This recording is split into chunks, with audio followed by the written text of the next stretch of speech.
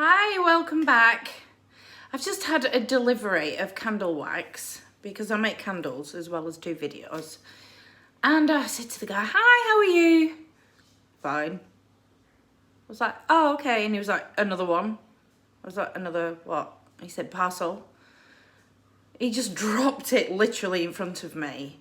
And it weighs 22 kilos because it's wax. I know we're all in lockdown over coronavirus, but you know, just being nice might actually make somebody's day. Just a thought I'm going to put out there. All right, so what I'm going to talk about today is the case of Shannon Matthews. Shannon was a 9-year-old, or is, she's not 9 anymore, but at the time was a 9-year-old girl who went missing. I'm going to say missing, and you'll understand why in a minute, from her mother's council estate on the Moorside estate in Dewsbury, West Yorkshire. Her mum is Karen Matthews, who was 31 at the time. She will now be 43. And she called 999, which if you're in the UK, you know what that means. If you're anywhere else, it means 000 or 911 or whichever way you want to put it. So she dialed 999 and said, my daughter's missing. So it very, very quickly became a major incident. It was it was likened to the case of Madeleine McCann. So it was a missing child, a missing girl. It was huge news. So Shannon was missing. I'm just going to give you a little bit of a hint to where this is going. She was missing for nearly 4 weeks. So from the 19th of February, this is in 2008, until the 14th of March when she was found, 2008. So Karen Matthews came on TV and she was crocodile tears. She was wearing a Have You Seen Shannon t-shirt with a picture of Shannon on it. And she was giving this crocodile tear interview to the local press as well as to the national press. You know, help me find my missing daughter. I can't live without her. I don't know what I'm going to do. But there was just no real tears. There was no, you know, when you're crying and your nose gets all snotty and the body language was just, it was just wrong. So people, the police especially, and also some of Karen's friends were very quick to point out that she didn't seem that concerned. There was 2 police, family liaison officers from the police. I'm not sure if they're police or if they're social workers, but one of the women who was one of the family liaison people said she went into the house and she had a particular ringtone on her phone. And she was helping Karen and also Craig Meehan, who will come into the story later, who was Karen's boyfriend, deal with, you know, her daughter's missing. She's been murdered, she's been raped. You know, statistically, the first 24 to 48 hours are critical when a child goes missing. Anyway, she said her phone rang in her bag, this police liaison officer. And Karen got up dancing, saying, oh, I love this tune, I love this tune. And she just thought, this is just wrong. There's something not quite right. So she just seemed unconcerned throughout the whole thing. 2 of her friends were, I don't know their names, but I'm sure if they're watching this, you know who you are.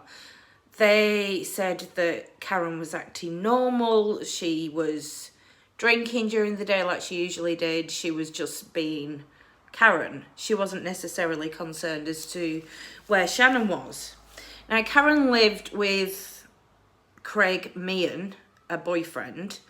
She had 7 children in total to 5 different fathers. I'm not judging, but I'm just giving you the facts of where we're at with this. Meehan's uncle, so Craig Meehan is Karen's boyfriend. Shannon is the daughter, she's missing. Not Craig's daughter, somebody else's daughter. So Craig Meehan has an uncle called Michael Donovan. And the police were really quick to suspect that something was just not right due to the behaviour of Karen. Fast forward to almost 4 weeks later, police had managed to track down Michael Donovan. They went into his house looking for Shannon. They didn't give a reason why, but they just had a hunch that there was something not quite right. I think they'd seen some text messages or phone calls between Matthews and Donovan. So they went into his house and they said it was eerily quiet. And they just said it was just not right. It was too quiet. The TV wasn't on. But there was evidence of cereal being eaten at the kitchen bench, and there was just evidence of somebody other than him being there. So they went upstairs and they said they went into the bedroom and there was children's drawings on the desk and colouring crayons, and they said Shannon just popped her head out from under the divan. So it's a bed base, but it's hollow.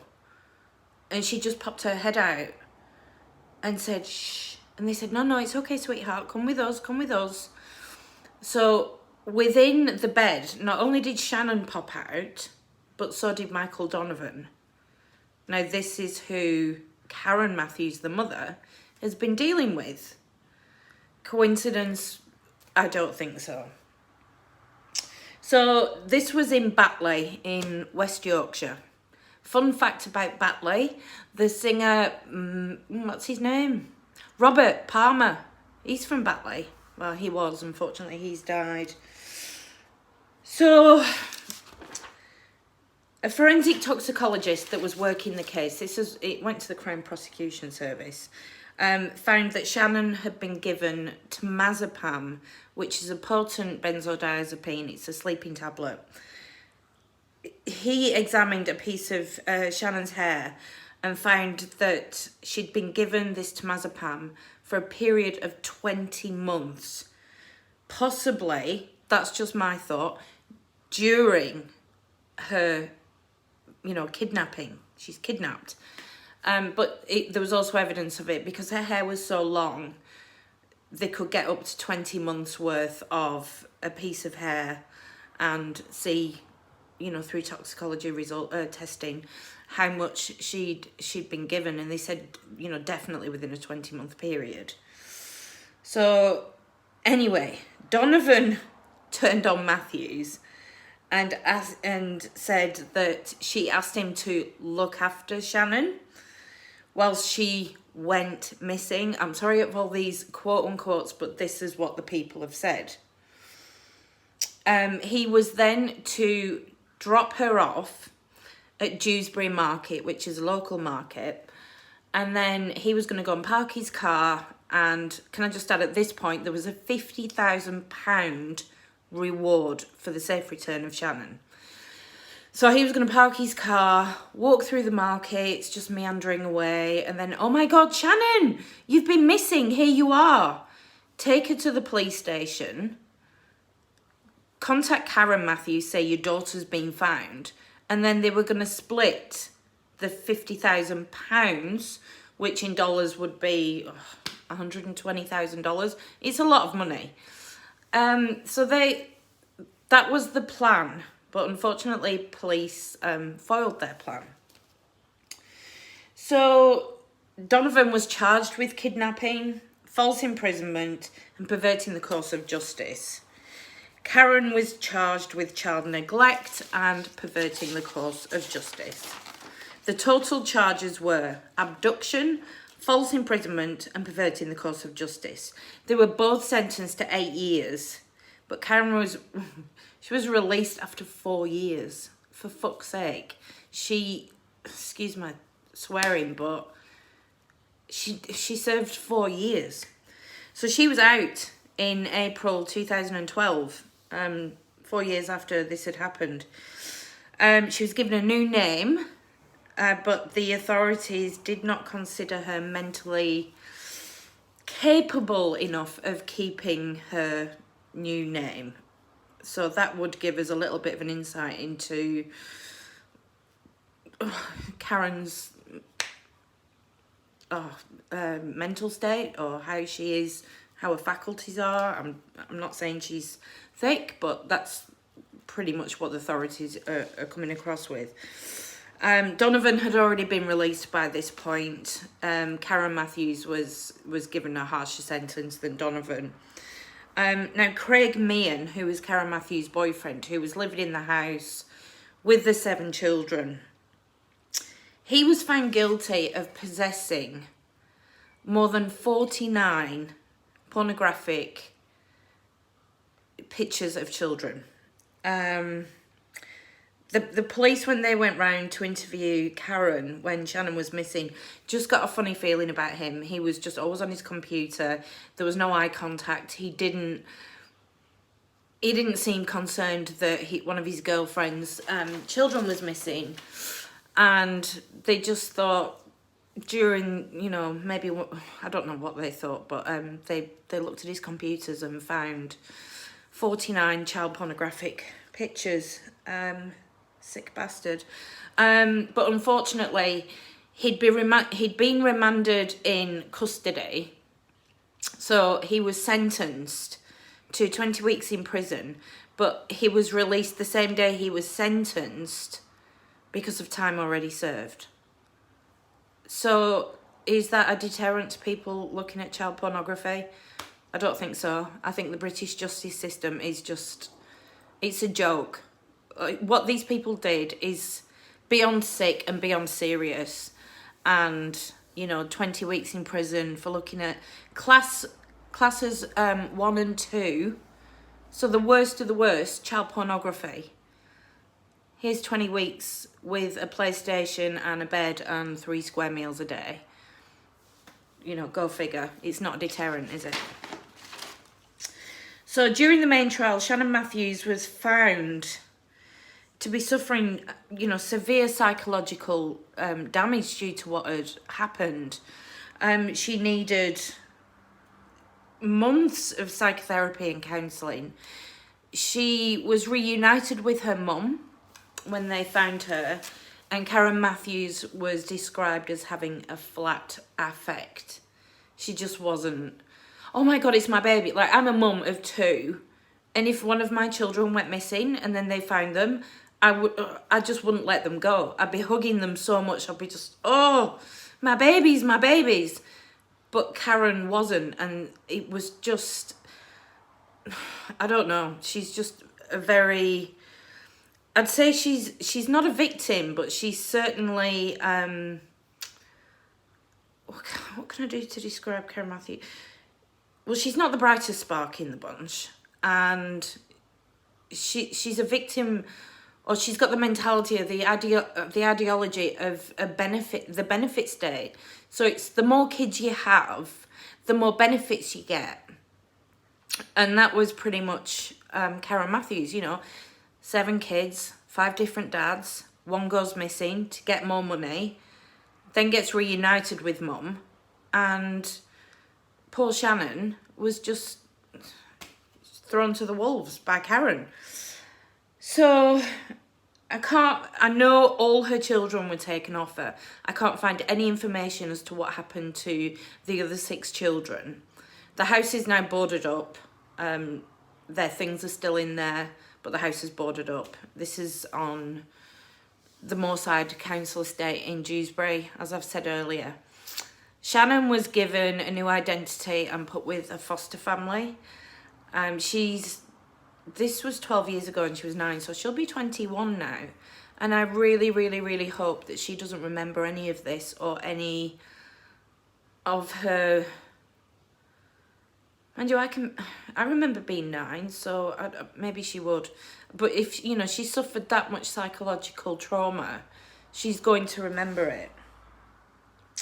So the main view of the public during this was absolute outrage. Everyone was saying it's the welfare state's fault. The more children you have, the more money you get. You don't have to work. You get a free house. It was just absolute outrage. The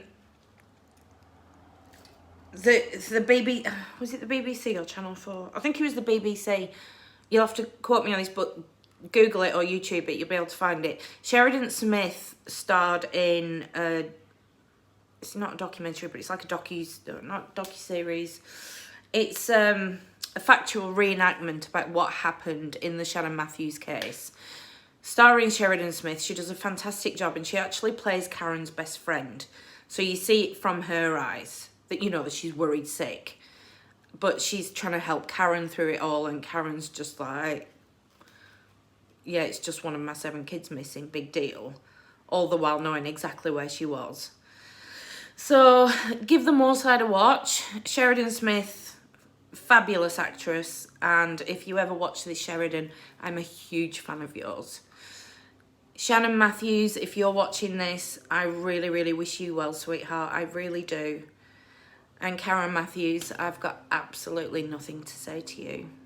You just defy belief. I just feel sorry for the kids. Anyway, that's me signing off for the day. I hope you found this video informative. It's pretty sad, but, you know, thank God she wasn't raped, she wasn't tortured, she was just hidden.